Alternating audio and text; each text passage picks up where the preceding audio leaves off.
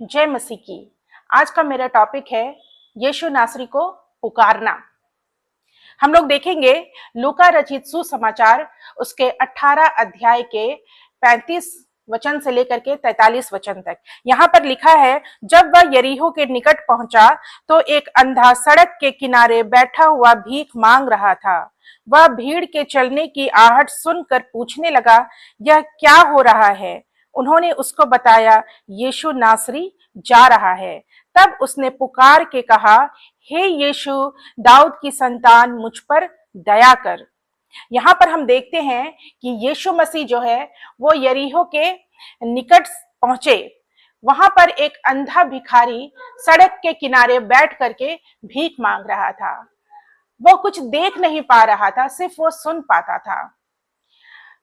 तो उसे भीड़ की आवाज, एक आहट, भीड़ की आहट उसे सुनाई पड़ती है। तो वह पूछने लगता है कि क्या हो रहा है, यहाँ क्या हो रहा है।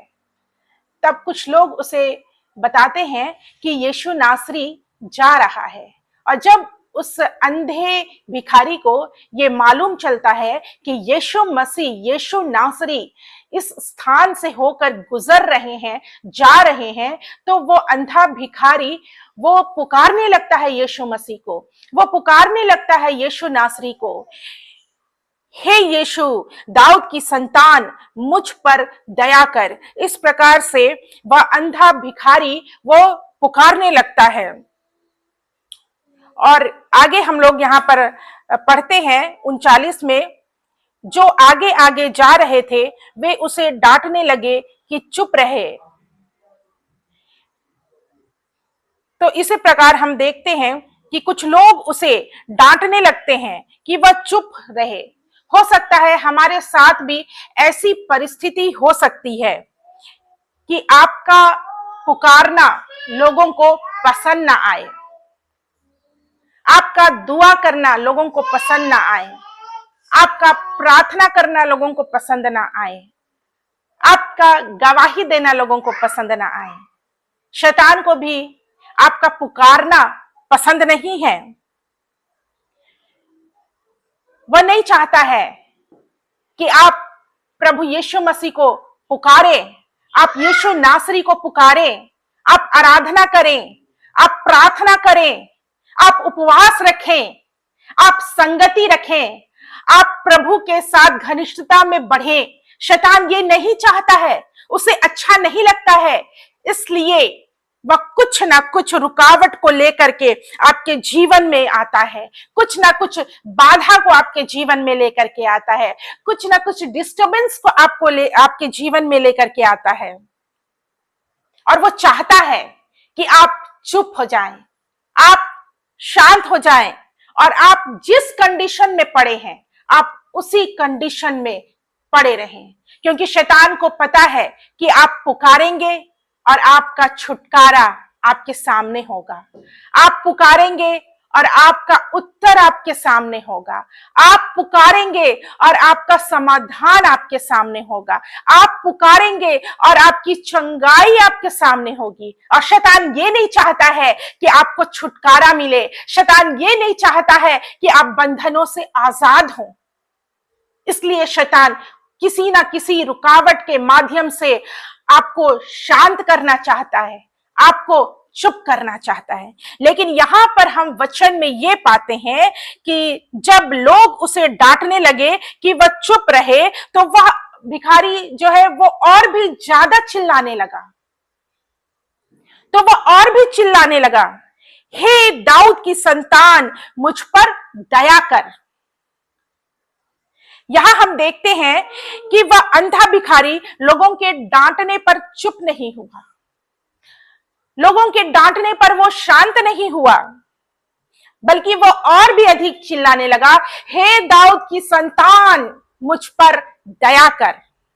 इसी प्रकार से हमें भी चाहे जितना भी रुकावट आए, चाहे जितनी भी बाधाएं आए, चाहे जितने भी प्रॉब्लम्स आए, चाहे जितने भी डिस्टर्बेंस हमारे जीवन में आए, हमें प्रभु यीशु मसीह को पुकारना नहीं छोड़ना है।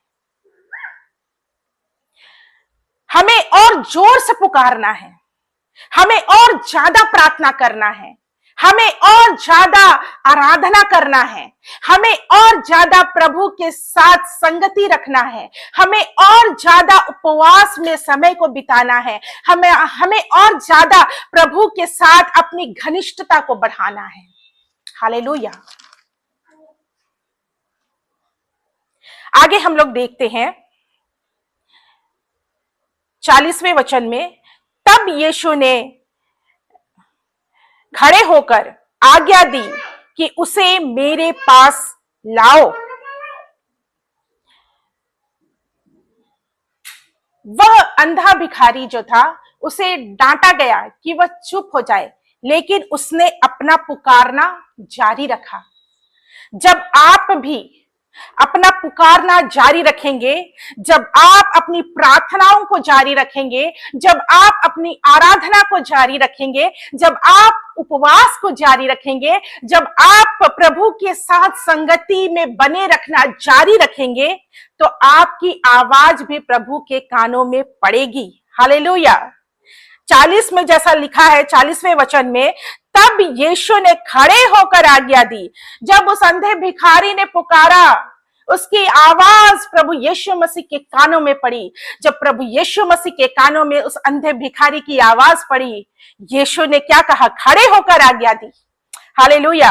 जब आपकी आवाज यीशु के कानों में पड़ेगी, हालेलुया, यीशु रुक जाएगा। जब आपकी आवाज यीशु के कानों में पड़ेगी, यीशु खड़ा हो जाएगा, हालेलुया, और कहेगा कि उसे मेरे पास लाओ। हालेलुया। जब आप पुकारेंगे, आपकी आवाज प्रभु यीशु मसीह के कानों में पड़ेगी। हालेलुया। जब आप प्रार्थना करेंगे, आपकी आवाज यीशु के कानों में पड़ेगी। जब आप उपवास रखेंगे, आपकी आवाज यीशु मसीह के कानों में पड़ेगी। हालेलुया। आपका पुकारना, आपका चिल्लाना, आपकी आवाज जब यीशु के कानों में पड़ेगी, आपकी दुहाई जब यीशु के कानों में पड़ेगी, यीशु मसीह खड़ा हो जाएगा। हालेलुया। यीशु मसीह आपके लिए रुक जाएगा। हालेलुया। यीशु मसीह आपके लिए खड़ा हो जाएगा और यीशु मसीह ये कहेगा कि उसे मेरे पास लाओ। Hallelujah.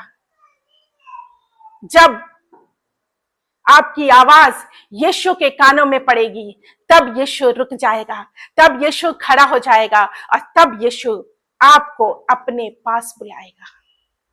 Praise the Lord. Hallelujah. इसलिए आपकी आवाज यीशु के कानों में सुनाई पड़नी जरूरी है, तब यीशु काम करेगा। जब आपकी आवाज, जब आपकी पुकार प्रभु यीशु मसीह के कानों में पड़ेगी, तब प्रभु आपके लिए कार्य करेगा। इसलिए आपकी आवाज यीशु नासरी के कानों में पड़ना जरूरी है।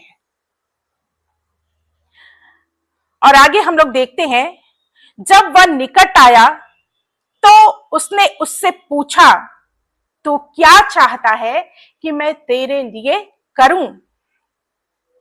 जब वो अंधा भिखारी, एक समय था वो सड़क के किनारे था और यीशु मसीह वहां से जा रहे थे, लेकिन जब उसने पुकारा, तब यीशु मसीह रुक गए, यीशु मसीह खड़े हो गए और यीशु ने उसे अपने पास बुलाया। और जब वो अंधा भिखारी यीशु के निकट आया, जब यीशु ने उसको बुलाया, तब वह अंधा भिखारी यीशु के निकट आया। अब कंडीशन यहां पर यह है, अब वहां का दृश्य यह है कि ये एक तरफ यीशु मसीह है और उसके सामने वो अंधा भिखारी खड़ा है। हालेलुया। जब उस अंधे भिखारी की आवाज, उसकी पुकार यीशु के कानों में पड़ी, तब यीशु ने उस अंधे भिखारी को अपने पास बुलाया। अब वो अंधा भिखारी सड़क के किनारे किसी कोने में नहीं बैठा है, लेकिन अभी वो यीशु मसीह के सामने खड़ा है। यीशु मसीह का चेहरा और उस अंधे भिखारी का चेहरा दोनों आमने सामने हैं। इसी प्रकार से प्रियो, जब आप प्रभु यीशु मसीह को पुकारेंगे और आपकी आवाज, आपकी दुहाई प्रभु के कानों में पड़ेगी, और जब यीशु खड़े होकर आपको बुलाएगा और आप यीशु मसीह के सामने खड़े होंगे, हालेलुया, आप यीशु मसीह के निकट में आप खड़े हो जाएंगे। हालेलुया। अगर यीशु के निकट पहुंचना है तो यीशु मसीह को पुकारिए, और जब आप यीशु के निकट आएंगे, तब यीशु आपसे पूछेगा, कि तू क्या चाहता है कि मैं तेरे लिए करूं? तू क्या चाहता है? जब आप यीशु के निकट आएंगे तब यीशु मसीह आपसे ये सवाल पूछेगा कि तू क्या चाहता है कि मैं तेरे लिए करूं? परमेश्वर को पता है आपकी क्या जरूरत है, लेकिन फिर भी परमेश्वर आपसे ये पूछता है, यीशु मसीह आपसे ये पूछता है, तू क्या चाहता है कि मैं तेरे लिए करूं? जो भीड़ में है, जो सड़क के किनारे बैठे हैं, यीशु उनसे नहीं पूछ रहा है, लेकिन जो उसके निकट है, जो उसके सामने खड़ा वो जो अंधा भिखारी है, उससे यीशु मसीह पूछ रहा है कि तू क्या चाहता है कि मैं तेरे लिए करूं? 41 में लिखा है, तू क्या चाहता है कि मैं तेरे लिए करूं? उसने कहा, हे प्रभु, यह कि मैं देखने लगूं। आगे 42 में लिखा है, यीशु ने उससे कहा, देखने लग, तेरे विश्वास ने तुझे अच्छा कर दिया है। तब वह तुरंत देखने लगा और परमेश्वर की बड़ाई करता हुआ उसके पीछे हो लिया, और सब लोगों ने देखकर परमेश्वर की स्तुति की। हालेलुया।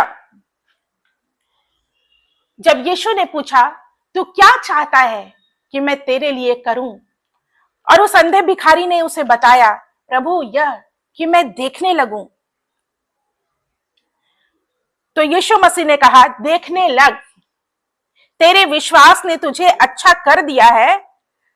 43 में लिखा है, तब वह तुरंत देखने लगा। Hallelujah, praise the Lord. तब वह तुरंत देखने लगा। उस अंधे भिखारी को चंगा होने में समय नहीं लगा, वह तुरंत देखने लगा। परमेश्वर का जो काम होता है वो ऐसे ही होता है। परमेश्वर उसके लिए इंस्टेंट काम किया। हालेलुया। जब आप भी परमेश्वर के निकट पहुंच जाएंगे, परमेश्वर आपके लिए भी इंस्टेंट काम करेगा।